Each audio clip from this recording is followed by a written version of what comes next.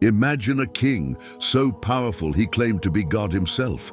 There is no Lord but me. A tyrant so arrogant he built a tower to wage war against the heavens. Now imagine another, a warrior so mighty he conquered the entire known world, then tried to build paradise on earth with his own hands. I will build a heaven the sky will envy.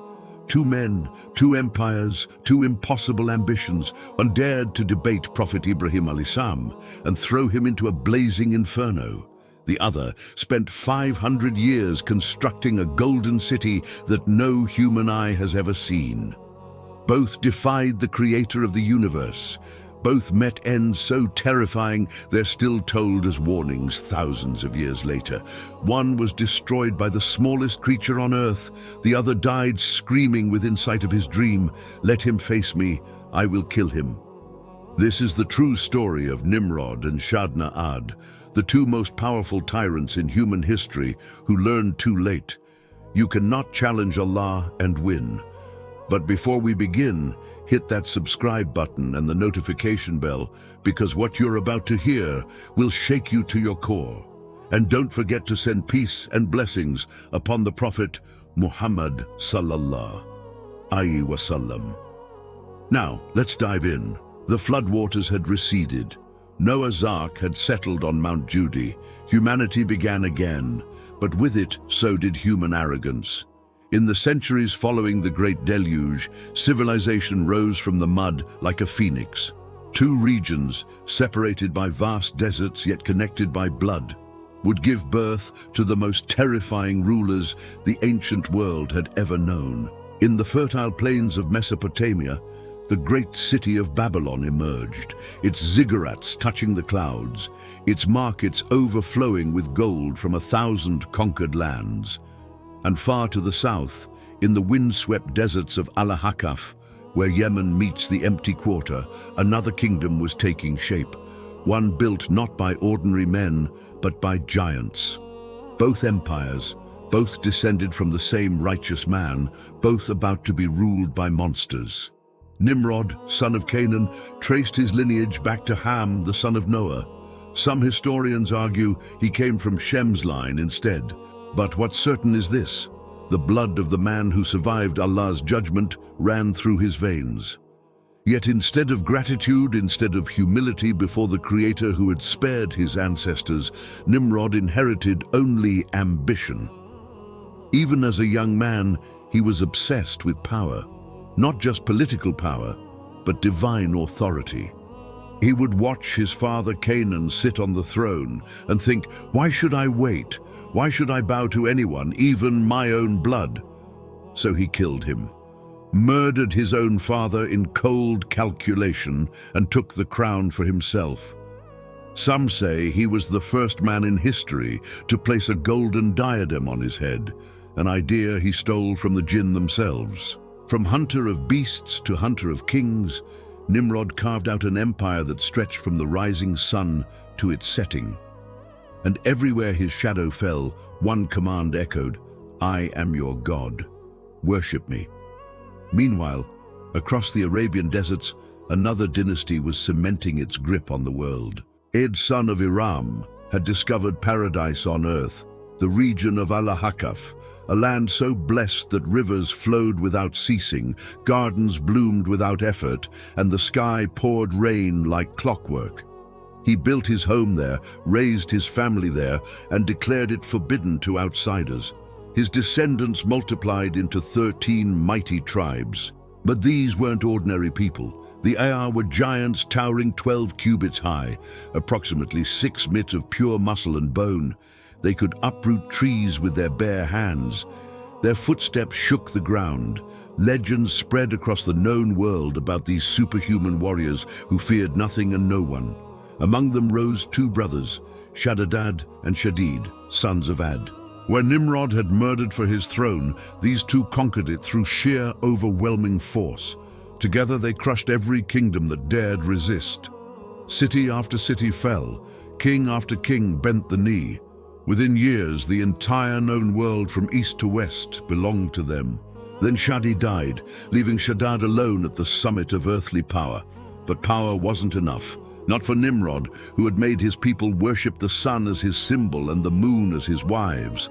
Not for Shaddad, who spent his nights reading ancient texts describing a place called Jannah, a garden of gold and silver, of rivers and palaces prepared by Allah for the righteous.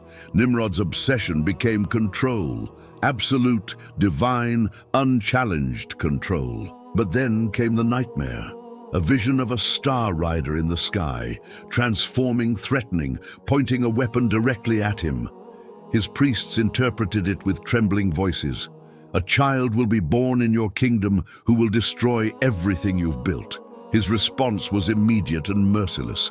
Kill every newborn male, slaughter them in their cribs, let the streets run red with innocent blood if that's what it takes to preserve his godhood. Shaddad's obsession took a different form. If Allah could create paradise, why couldn't he? Why shouldn't he build his own eternal garden right here, right now, with his own hands? Let it be a monument not to the Creator, but to the created. Let it prove that man needs no God when man himself is mighty enough. Two tyrants, two delusions, two catastrophic collisions with divine reality. One would face a child he couldn't kill. The other would build a paradise he'd never enter. Both would learn the same lesson, just far, far too late. Before Nimrod became the god-king of Babylon, he was something far simpler, a hunter. But not the kind who hunted for food or survival. No, Nimrod hunted for sport, for dominance, for the thrill of watching something powerful fall beneath him. Lions, wild beasts, anything that dared roam his father's lands. The people whispered about his strength, his fearlessness, how he could track prey for days without rest and return dragging carcasses that would take 10 men to carry. But hunting animals wasn't enough. Not for a mind like his. His father Canaan had given him everything: wealth, luxury, the finest education, access to the throne itself one day. But Nimrod looked at his father's crown and couldn't wait. Why inherit what you can take? Why show gratitude when you can seize power? The historical records don't detail exactly how he did it, but they all agree on this. Nimrod murdered Canaan with his own hands and sat on his father's throne while the body was still warm. The golden crown he forged for himself wasn't just ornamental, it was a declaration. According to ancient sources, he studied the jinn, those beings of smokeless fire, and copied their royal regalia. When he placed that crown on his head, he wasn't just claiming kingship over Babylon, he was claiming divinity over all creation. And the terrifying part, the world accepted it. His armies became unstoppable. Kingdom after kingdom collapsed before him, not through diplomacy, not through alliances, but through brutal, systematic conquest. From the eastern horizons to the western seas, from the northern mountains to the southern deserts, every tribe, every nation, every throne fell under Nimrod's shadow. He didn't just defeat his enemies, he erased them. Entire peoples learned to speak his name with their eyes cast down, trembling. He commanded his subjects to worship the sun as his manifestation and the moon as his queen. Priests built temples in his honor. Incense burned before his statues. Children grew up never knowing a world where Nimrod wasn't God. This was the empire of absolute tyranny, where one man's word was law, life, death, and eternity. Then came the dream that shattered his peace. In the dead of night, Nimrod saw a rider in the sky galloping across the stars. The figure transformed into a brilliant celestial body, blazing against the sun itself. Then it shifted again, becoming a warrior, pointing a weapon directly at the earth, directly at him. He woke drenched in sweat, his heart hammering against his ribs like it hadn't since he was a child. He summoned every astrologer, sorcerer, and dream interpreter in Babylon. They came in robes of purple and gold, burned their incense, cast their lots, read their stars, and when they finally spoke, their voices were barely whispers. "O great king, a child will be born in your kingdom, and through him your reign will end."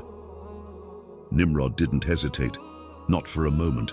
The decree went out that very day. Every male child born in the empire must be killed, not imprisoned, not exiled, killed.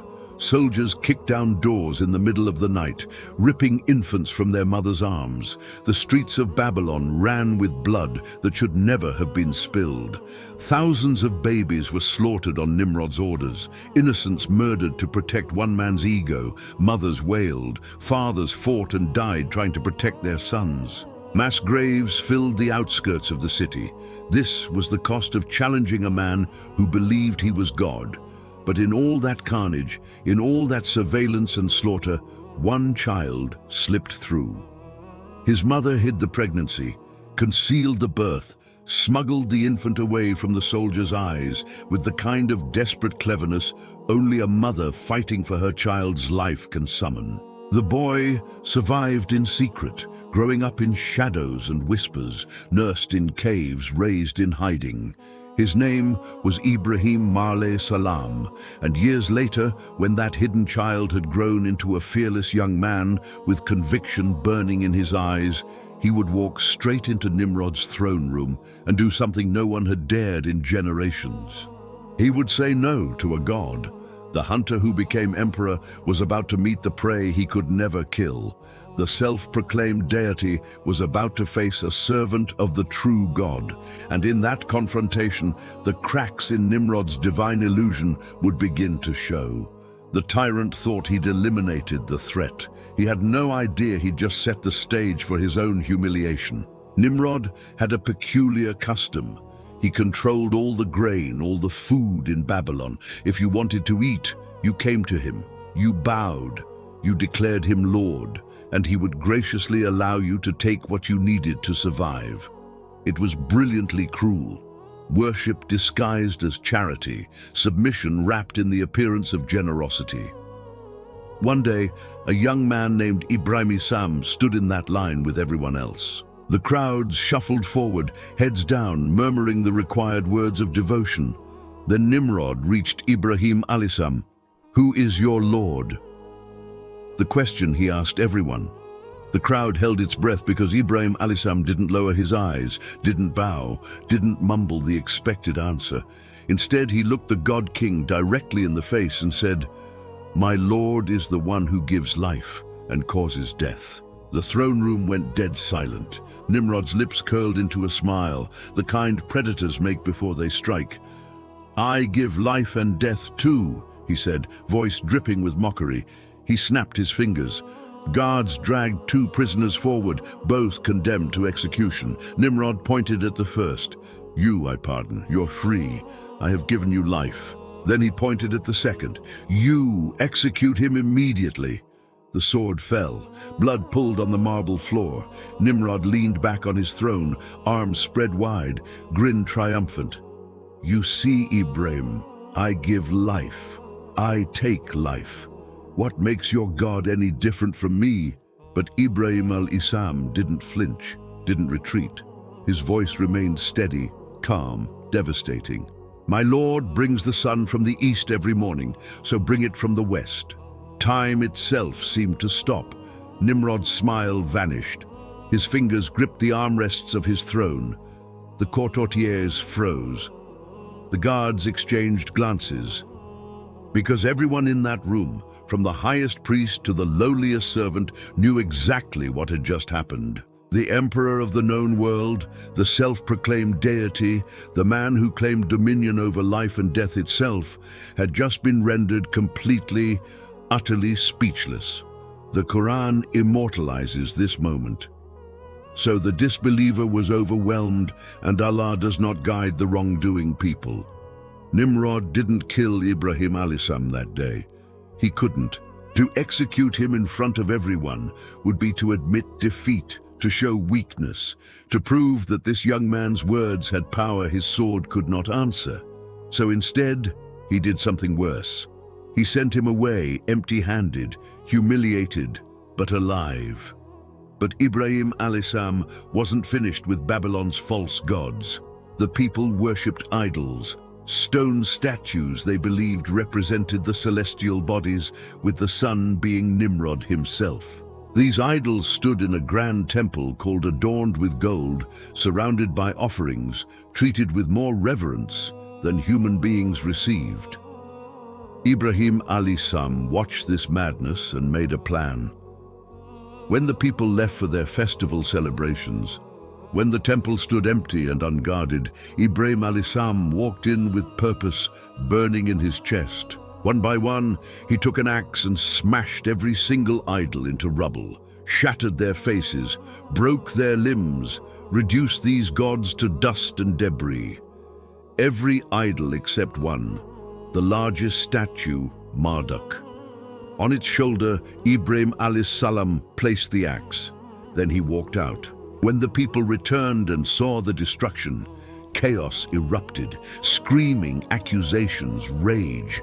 They knew immediately who was responsible. The young man who constantly mocked their worship, who called their gods powerless. They dragged Ibrahim alayhis salam before them. "Did you do this to our gods?" Ibrahim's response was masterful. "Ask them if they can speak. Let them tell you who did this." Then he paused, gesturing at the rubble. Or perhaps the large one grew jealous and destroyed the smaller ones himself. For a brief moment, sanity touched them. They looked at each other, confused, embarrassed. "You know these statues don't speak. Then why?" Ibrahim alayhis salam pressed. "Do you worship what you carve with your own hands? Why bow to what cannot help you, cannot harm you, cannot even defend itself?" The truth hit too close, and when truth threatens power, violence always follows. The crowd's confusion turned to fury. The priests demanded blood. The people who had just admitted their gods were powerless suddenly screamed for those gods to be avenged. "Burn him," someone shouted. Then another, then hundreds. "Burn him alive. If you truly worship your gods, defend them with fire." Nimrod heard the commotion and saw his opportunity. The boy who had humiliated him in front of the court would now be eliminated by popular demand. The greatest fire in human history was about to be lit, and Ibrahim alayhis salam was about to walk into it. They didn't just build a fire, they built an inferno that could be seen from the edges of the empire. Nimrod commanded his entire kingdom to contribute. Every household brought wood. Farmers hauled cartloads of timber from the forests. Merchants emptied their lumber yards. For days the pile grew mountainous, monstrous, a monument to collective rage. They dug a massive pit in the center of Babylon, wide enough to hold a palace, deep enough that men standing at the bottom looked like ants from above. Then they ignited it. The flames roared to life with such intensity that people had to shield their faces from blocks away. The heat was so extreme that birds flying overhead fell from the sky, roasted mid-flight. Historians say this was the largest fire ever kindled on Earth, a blaze so massive that its glow lit up the night sky for miles, turning darkness into crimson daylight. Crowds gathered by the thousands. This wasn't just an execution. This was a spectacle, a warning, a reaffirmation of power. The man who dared question Nimrod, who dared smash their idols, who dared claim there was a god greater than their god king, he would burn so completely that not even his bones would remain. But there was a problem. The fire was too hot. No one could get close enough to throw Ibrahim in, so they built a catapult, a massive siege weapon, the kind used to hurl boulders at castle walls, was constructed specifically for this moment. They bound Ibrahim alayhis salam, this young man who had stood fearless before emperors and idols, and placed him in the catapult, his cradle. The crowd roared its approval. Priests chanted. Nimrod watched from his elevated platform, arms folded, satisfaction gleaming in his eyes. The lever was pulled. Ibrahim alayhis salam flew through the air, a human projectile hurtling towards certain death. And in that suspended moment between earth and inferno, something extraordinary happened. The angel Gibril alayhis salam appeared beside him, descending through the heavens with a question that echoed with divine concern. "O Ibrahim, do you need anything?" Ibrahim alayhis salam didn't hesitate. His voice was calm, resolute, unshaken, even as flames rushed toward him. From you, no. My need is only from Allah. Not a plea, not a bargain, not even a prayer spoken aloud. Just complete, absolute trust in the one who gives life and death, the real one, not the pretender on the throne. And then the command that rewrote the laws of nature. O fire, be coolness and safety upon Ibrahim. Ibrahim alisam landed in the center of the blaze. The crowd waited for the screams, for the smell of burning flesh, for the final proof that their gods had been avenged. But the screaming never came. Minutes passed, then hours. The fire continued to rage, consuming wood, radiating heat that blistered skin from a distance. Yet from within that apocalyptic inferno, silence, calm, peace. Some say that on that day, every fire on earth momentarily went cold. Hearth fires in distant homes flickered and died. Candles extinguished themselves. Even the sun seemed to dim, as if all flame recognized its creator's command and bowed in submission.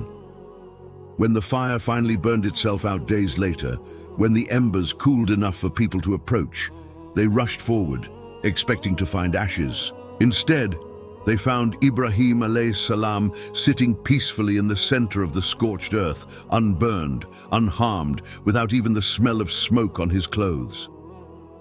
The ropes that had bound him had burned away, but his skin remained untouched. Not a hair singed, not a thread scorched. Thousands witnessed it. This wasn't a story passed down through whispers. This was a public miracle performed before an entire city, before Nimrod himself. The Quran records their intentions and Allah's response in devastating simplicity. They intended for him harm, but we made them the greatest losers. Nimrod stood on his platform, watching his ultimate weapon fire itself, kneel before a power he couldn't comprehend. His face darkened, his jaw clenched, because in that moment, before all of Babylon, his godhood had been exposed as the fraud it always was. A real god couldn't be defeated by a teenager and a flame that refused to obey. But did Nimrod repent? Did he fall on his face and beg forgiveness from the true creator? No, his humiliation didn't produce humility. It produced something far more dangerous. A rage so deep, an arrogance so calcified that he would spend the rest of his life trying to prove he was still divine.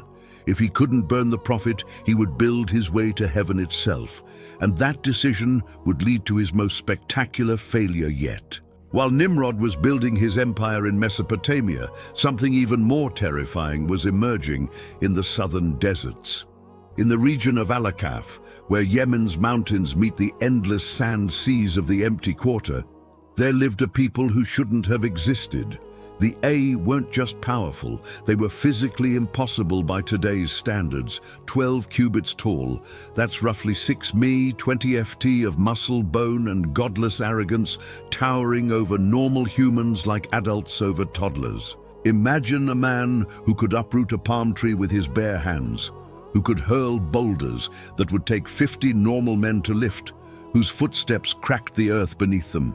Now multiply that by hundreds of thousands, organized into 13 tribes, all descended from one patriarch named ʿAd ibn ʿĀD. They inherited a paradise. Al-Akaf was blessed beyond measure, rivers that never ran dry, gardens that bloomed without toil, rain that fell like clockwork from generous skies. Allah had given them everything: strength, land, resources, long lives that stretched for centuries. And they responded with idol worship and tyranny. Two brothers rose above the rest, Shaddad and SHADDAD, sons of ʿＡD himself. Where most conquerors spent decades building empires, these two crushed the known world in what felt like moments. Their armies didn't march, they stampeded. Nations that resisted were obliterated. Kings who refused to bow were executed publicly, their kingdoms absorbed, their people enslaved. From the eastern shores to the western seas, from freezing northern mountains to scorching southern deserts, the world belonged to the brothers of ʿAD. Every tribe, every throne, every crown bent beneath their gigantic shadows. Then SHADDAD died, leaving SHADDAD as sole ruler of earth. But Shadd had a problem. He had everything a man could want. Yet he wanted more than mortality could offer. He spent his nights reading ancient manuscripts, scrolls preserved from before the flood, texts describing a place called Jannah, paradise. Gardens of eternity with rivers flowing beneath palaces of gold and silver, with walls of pearl and gates of ruby, prepared by Allah for the righteous. And as he read, a thought poisoned his mind like venom. If Allah can build paradise, why can't I? The arrogance was breathtaking. The creator of the universe designs an eternal reward for believers. And this giant, this temporary creature made of clay and water, decides he'll just make his own version, better, even grander. Right here, right now, visible proof that man needs no God when man himself is mighty enough. He called his architects, his engineers, his entire kingdom to labor. I want a city that makes Allah's paradise look ordinary.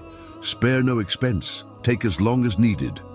Build me Iram, a wonder the world will never forget.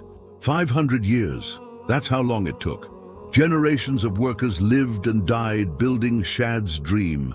The foundations were pure gold. The walls were constructed from gems, emeralds, rubies, sapphires, mortared with liquid silver. Massive marble columns held up structures that seemed to float in the air. Each pillar carved from single stones and plated with precious metals. They diverted entire rivers underground, creating a network of crystal-clear waterways that flowed through every street, every garden, every palace. The city stretched 12 faraks in every direction, roughly 60 kilometers wide. Its walls rose 300 cubits high, taller than modern skyscrapers, visible from distances that would take days to cross. Inside, Shadd built thousands of palaces, each one a masterpiece of arrogance. But in the city's center, overlooking everything, he constructed his personal residence, a monument to himself that dwarfed everything around it. This wasn't architecture.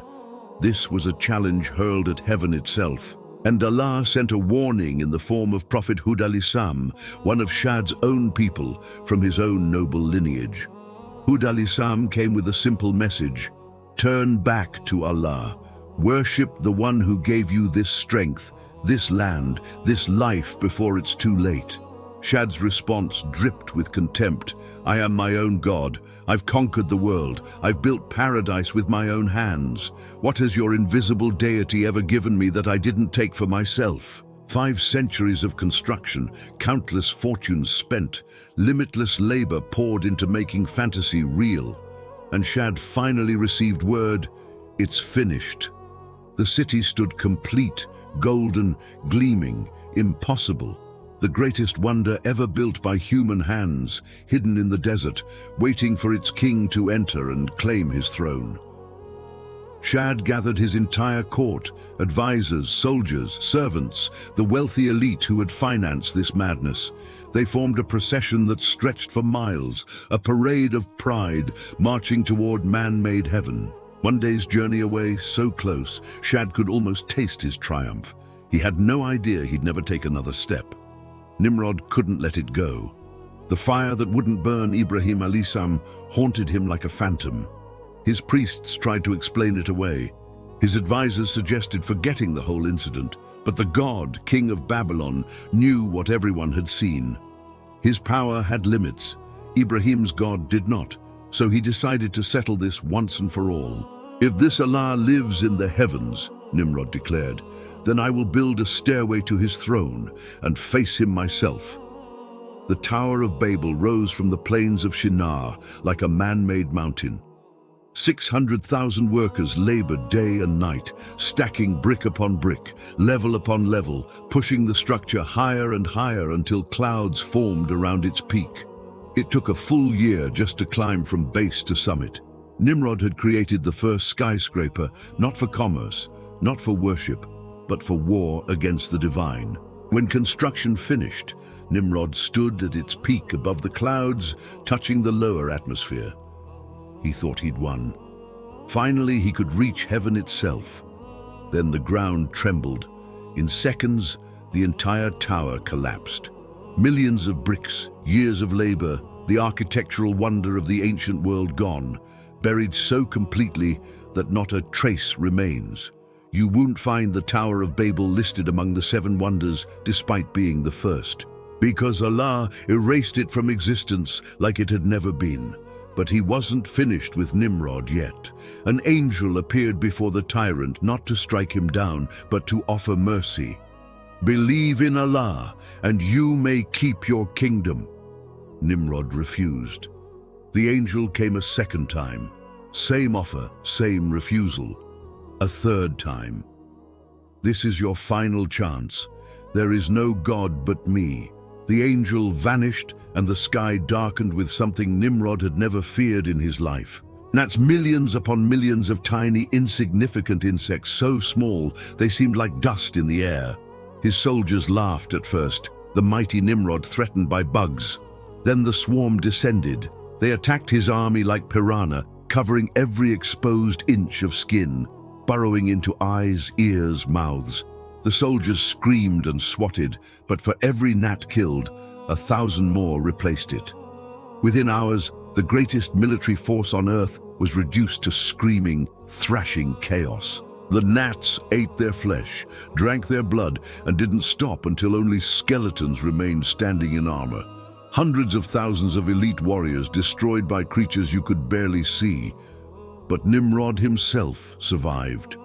He stood alone among the bones of his army, untouched, thinking perhaps his divinity had saved him after all.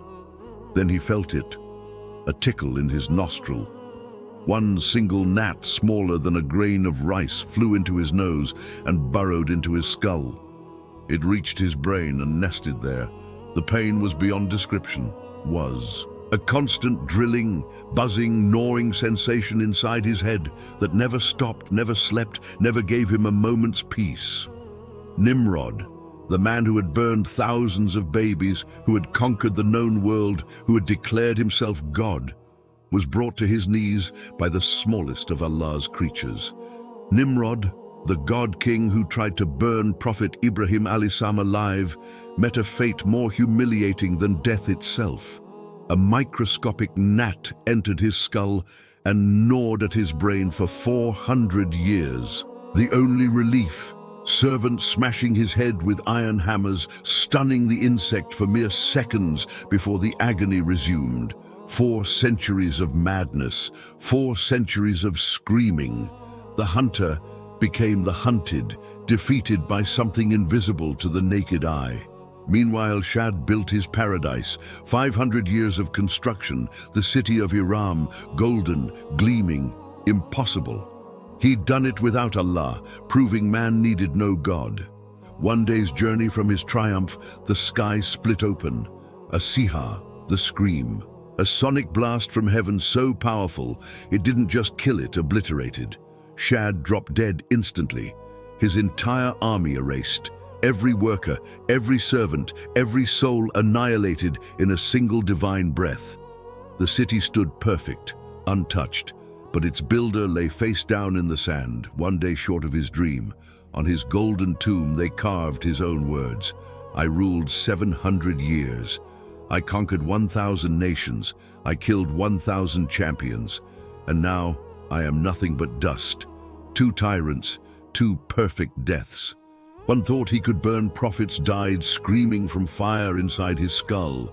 One thought he could build paradise died before entering it. Allah didn't use earthquakes or floods. He used a gnat and a scream. The things they considered beneath notice became instruments of their destruction. The Quran asks, "Have you not seen what your Lord did to Iram, of the pillars the likes of which has never been created?" Bedouins still report finding it in the empty quarter. Golden columns, jeweled walls. But when they return, nothing, just sand. Maybe we're not supposed to find it easily. Maybe the lesson matters more than the artifact. Every tyrant learns eventually there's only one true king, Allah al-Malik al-Qahar, the one who gives power and takes it away. The tyrants change, the ending never does.